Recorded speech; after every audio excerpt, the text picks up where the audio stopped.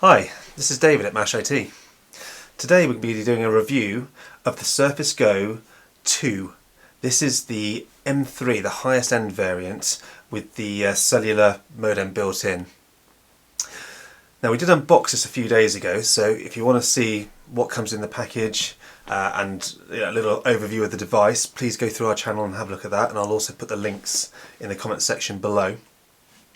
So after using it for a couple of days, I want to do a review of how this compares to my iPad that I'm kind of replacing this with, and why I bought this device over an iPad Pro, which is what I was initially going to do. So to start with, I'll just explain what I've bought with this package in case you haven't seen the first video. As I say, this is the Surface Go 2, released a few months ago by Microsoft. It is the 128GB 8GB Core M3 dual core version. So not the base model, this is the high-end version. It's also got the cellular modem. I was lucky enough to get it on a good deal with a package with a Typecover sort of bundled in with it.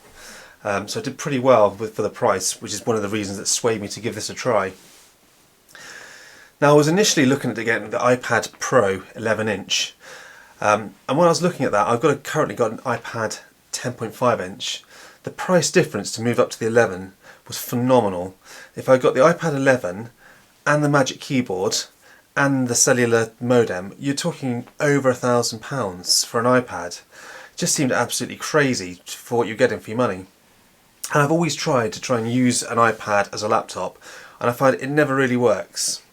So during this review, I am going to be comparing this a little bit to my iPad Pro 10.5-inch, explaining some of the differences for the people out there that may be in the same sort of situation. So just quickly going over this device again, I had a pen from my old Surface Pro I kept, fortunately, which is quite nice. I've been able to use that. Clips magnetically to the side.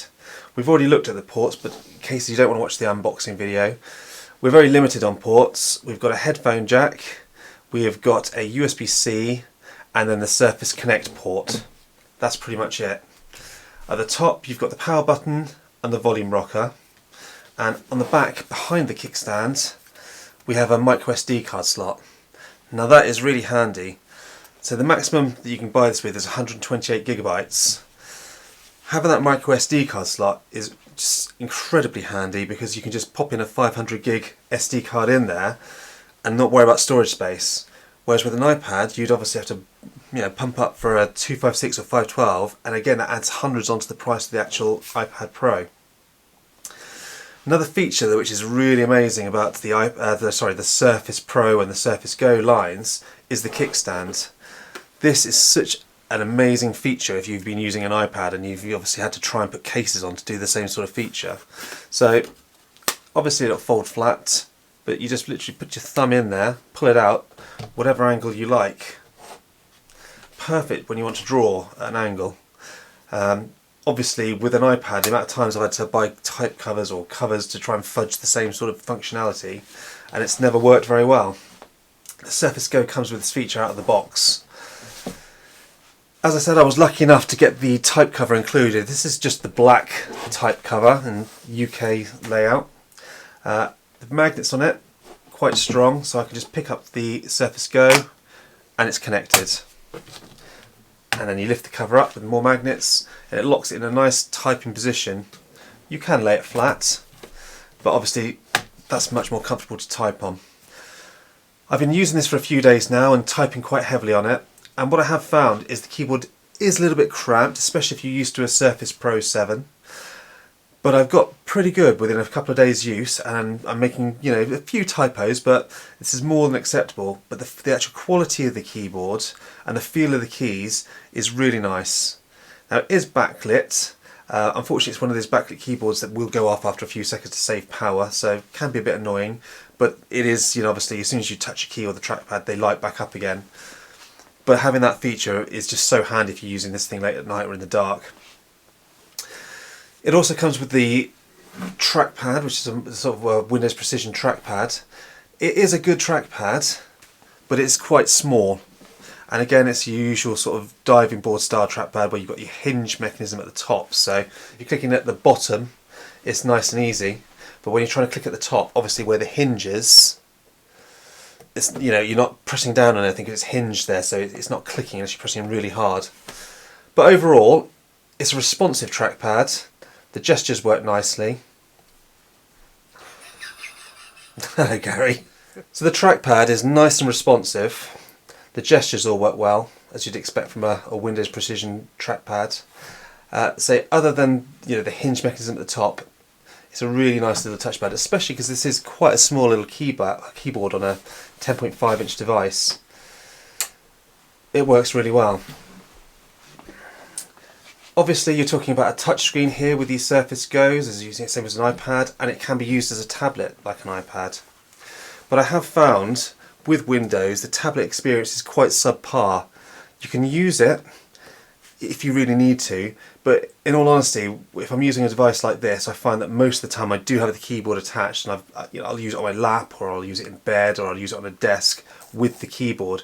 The only time I'll really detach the keyboard or fold the keyboard behind is because I'm going to want to be doing a bit of drawing. I haven't really used it much as just a tablet because I find the Windows 10 tablet experience is quite frustrating. So if you're buying this predominantly as a tablet device, I would say probably steer clear and pick up an iPad or an iPad Air instead and have a proper dedicated tablet, which will give you a much better experience than this will. This is how obviously you can utilise the Surface Go 2 with a pen. It's not a bad sort of canvas size for a little bit of artwork. You can see how good I am at art. Here is my brief example. But the screen quality is very good. It's 1920 by 1280, which is a bit of an unusual aspect. Your usual Surface 3.2 aspect ratio, but not your normal sort of standard aspect ratio. So it's quite good because you're getting extra height on the screen. So although it's a 10.5-inch device, it's a little bit cramped. You have got that vertical space, which is quite nice. And you are getting quite a high pixel density because it's such a small screen, so everything looks very crisp.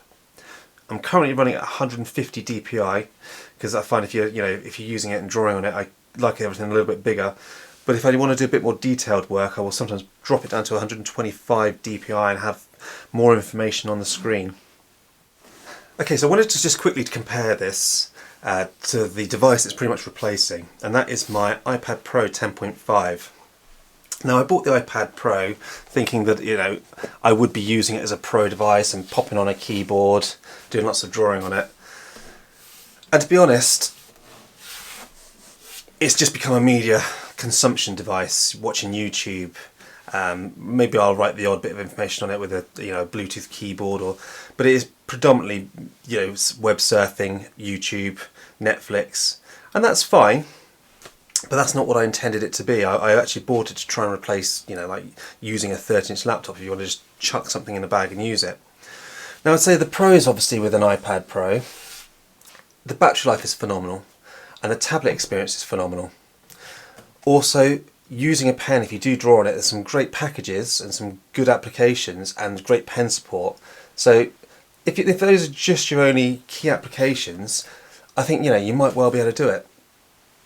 But if you're going to try and fudge this into becoming a laptop, like a lot of people are trying to do at the moment, trying to ditch the laptop and just use an iPad, for a start, it costs so much money to do that. By the time you've bought a £300 or £350, depending on what size you get, Apple Magic Keyboard for the iPad Pro, you're talking about bringing it up to the £1,000 territory, and probably more if you want a bit of extra storage space. And by that time, you might as well buy a premium Ultrabook.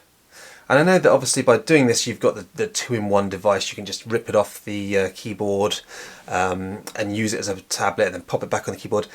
But whenever I've tried to do this, as great as it is, you're completely limited by iOS. And I know it is gradually improving with iOS 13 and iOS 14, but you're still fudging what you're trying to do, and it still takes you a lot longer on an iPad Pro than it would do on a Windows laptop or a MacBook. Particular example is trying to do anything with files. The Files app is absolutely atrocious at the moment on iOS, and copying things in and out and trying to move things is just it's a complete headache, and I just don't enjoy it. And it gets to a point where I just think, I just can't be bothered. Now, having had the Surface Go 2 for a couple of days and having the full Windows functionality in this tiny little package has just been an absolute breath of fresh air. Because what I wanted was just a little machine I could just pick up, chuck in a bag and go.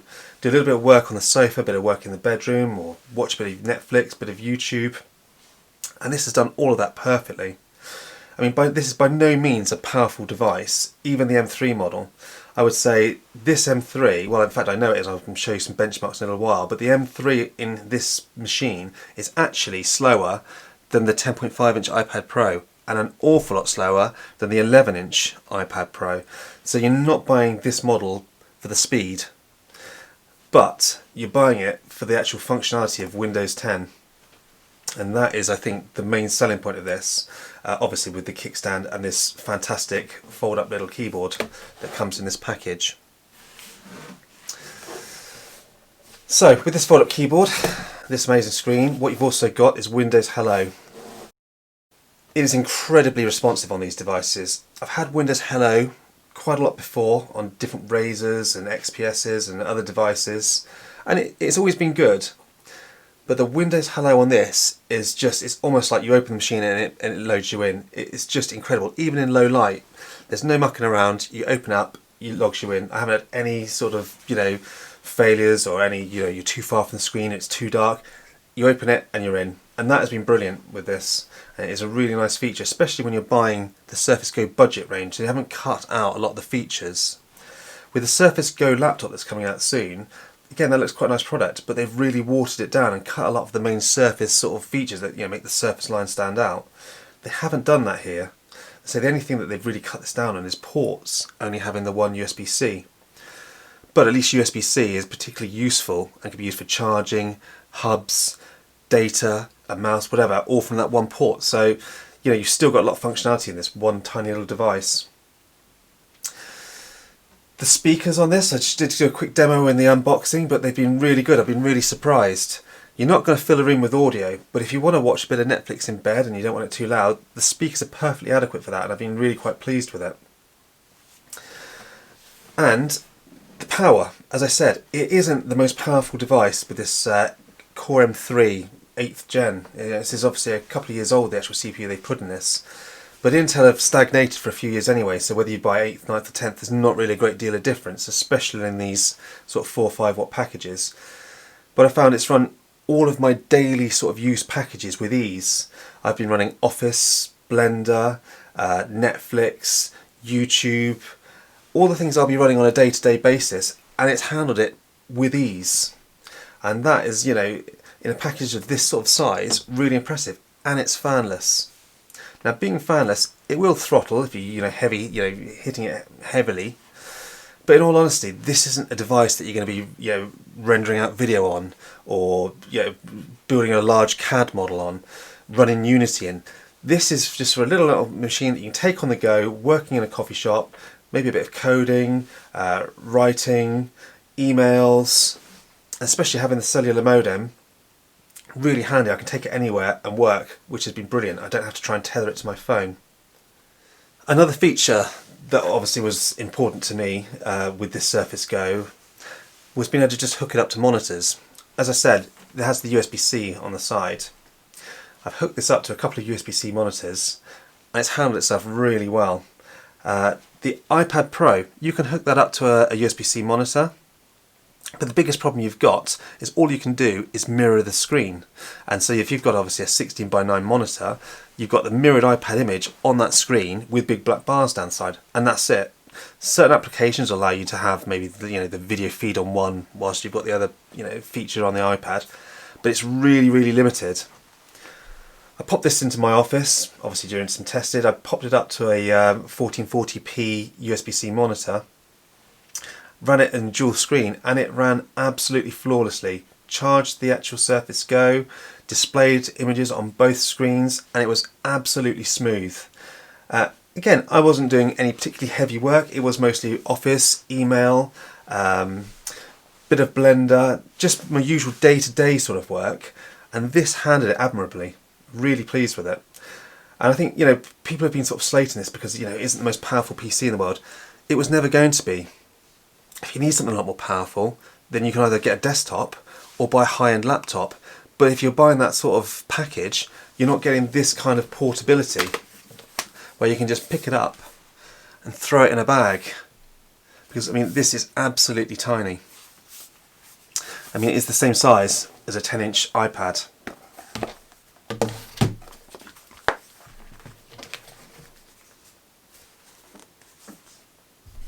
So you can see how small that is, the same size as an iPad, but you've actually got a fully fledged PC.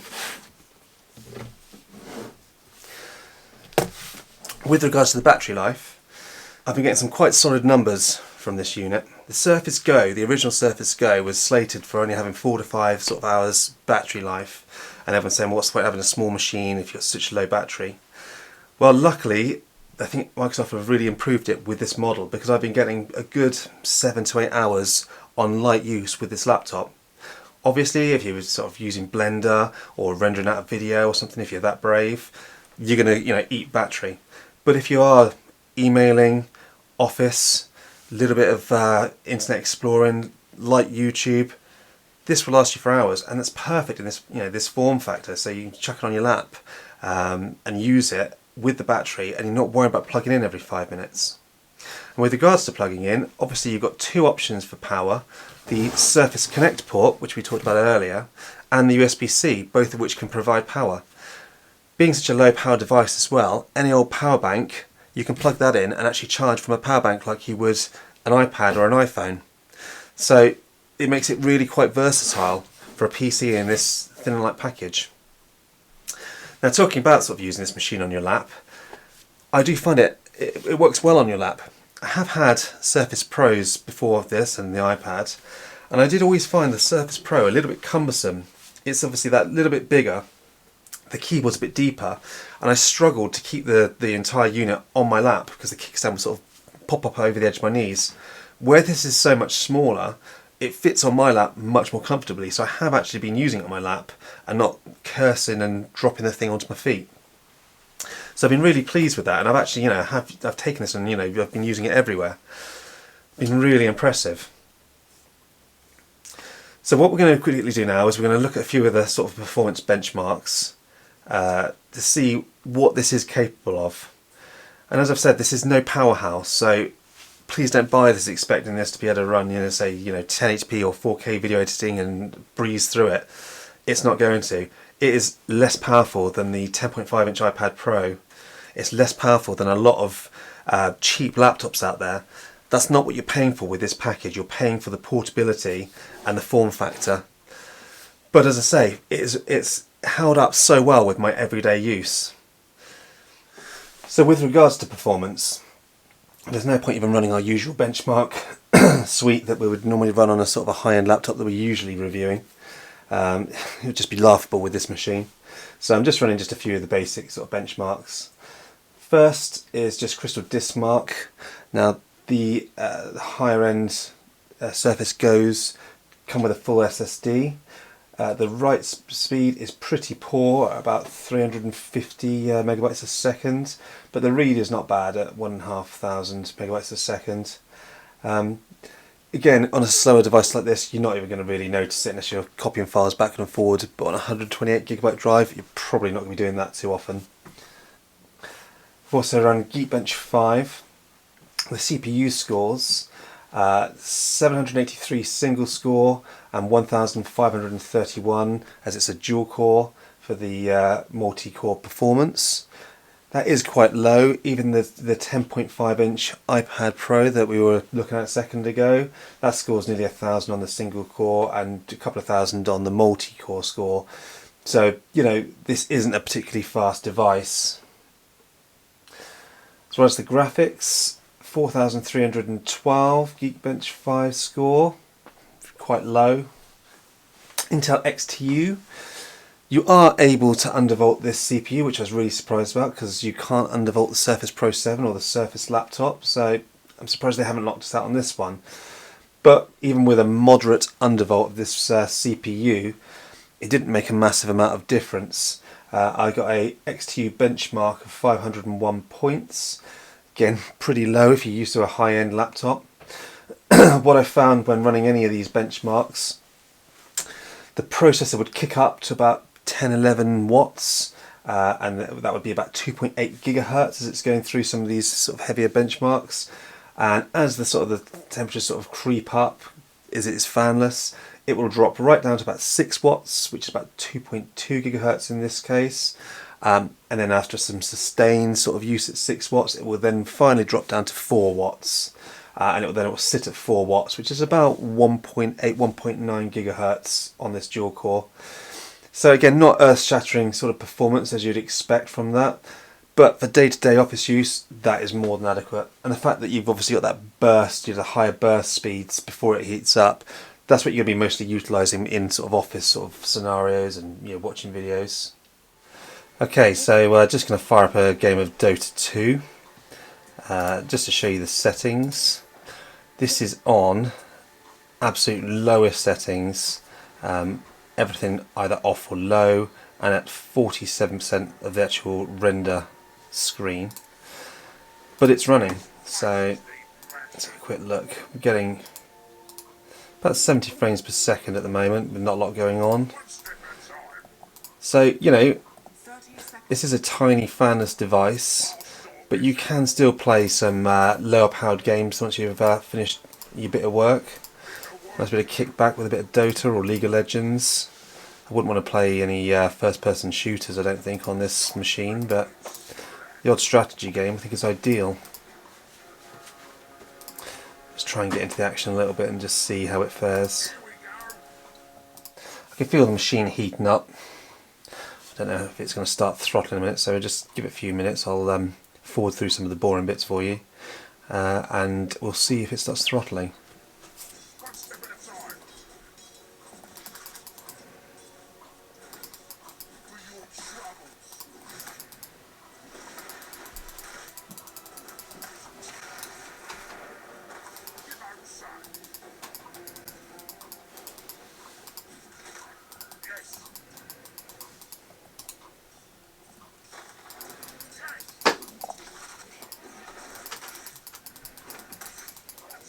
Playing for about just over 3 minutes now.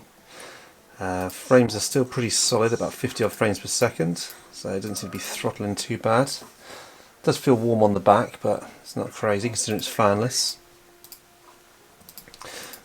Just try and do a few more minutes. As I say, I'll forward through it so you won't have to watch the boring stuff, and just see how it gets on.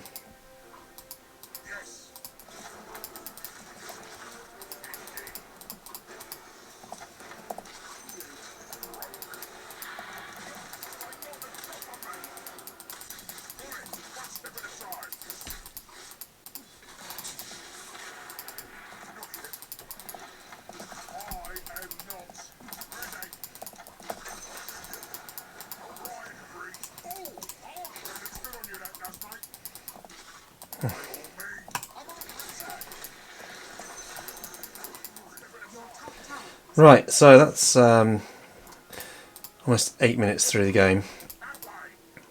It's actually just over, with obviously the pre-round. Still playing really well, 50 to 60 frames per second. So it is warm, but it seems quite stable at this now.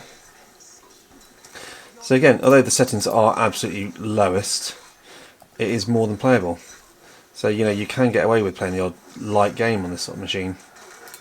Okay, so in conclusion, the Surface Go 2 M3 variant, I have been incredibly impressed with this little package, especially for the price. If you're comparing the price to a cheap Windows laptop, yes, it looks quite expensive. If you're comparing the price to an iPad Pro with a Magic Keyboard, it looks like an absolute bargain. I've picked up this entire package with the keyboard and the cellular modem for about £600 UK pounds. You can't even buy the base iPad Pro 11 for that price. This also included my my keyboard, as well as the actual cellular modem version and the top end version at that. So I've been incredibly impressed for the price performance for this form factor. It is definitely easily replaced for me the iPad Pro 10.5. I'm finding the iPad and iOS is really, I think it's quite dated. I know they've added a few widgets to the screen and a few other bits and pieces, but it's really looking quite dated now. And the fact that you're trying to fudge everything out of a laptop into an iPad it just doesn't feel like it works for me. I know some people have managed to get it to work, but you've got to keep looking for ways to make it work rather than actually just picking it up and using it. Now, I've been used to iPads, I'm used to Windows, and I'm used to OS X or Mac OS. So I'm used to all the different operating systems out there. Being able to pick up a full Windows laptop in this form factor has just been brilliant. I've got the full file system, I've got a decent pen support for taking notes or a bit of drawing, I've got a kickstand which makes it easier for me to do that drawing on there. The keyboard is great with this touchpad that's backlit as well for a reasonable price. We've got a micro SD card in here, which means adding storage is just so handy. Not only could you be taking things on and off your digital camera, but you can also just keep an actual SD card in there for permanent storage if 128 gigabytes isn't enough. So this, for me, for the money, has been absolutely brilliant. It won't be your only machine unless you've got very sort of low usage requirements. But for a supplementary machine like your desktop, for taking everywhere, taking notes, work on the go, emailing, watching movies, this has been absolutely brilliant and I'm really, really pleased with it. If you want a pure tablet experience, or you're not prepared to be buying this keyboard, the Surface keyboard, I would recommend the iPad Pro. If you're looking for pure performance and gaming performance, or maybe just purely for art sort of use on the tablet, then again you could look at the iPad Pro, especially if money is no object. But if you want a good all-around experience with the kickstand, this great Surface keyboard, an added pen that you can add on, this SD card expandability, this is an absolutely amazing all-round package that you can get work done, everyday work. Obviously, if you're going to be running 4K YouTube videos through this, or you're going to be video editing or running CAD models, don't buy this. Even the top-end model is going to struggle and make you frustrated. But if you are using it for light use, office, email, watching YouTube, watching Netflix, I've even used it for Blender, coding, Visual Studio. Apart from it being a little bit cramped with this 10.5 inch screen, it is an amazing device. Absolutely amazing device, and I thoroughly recommend it. I hope you've enjoyed this video. If you'd like to see more videos about the Surface Go 2 and our other laptops that we've got coming up, please like and subscribe. And we do have the new Tiger Lake XPSs coming in the next couple of days, so please look out for that as well. Thank you for watching.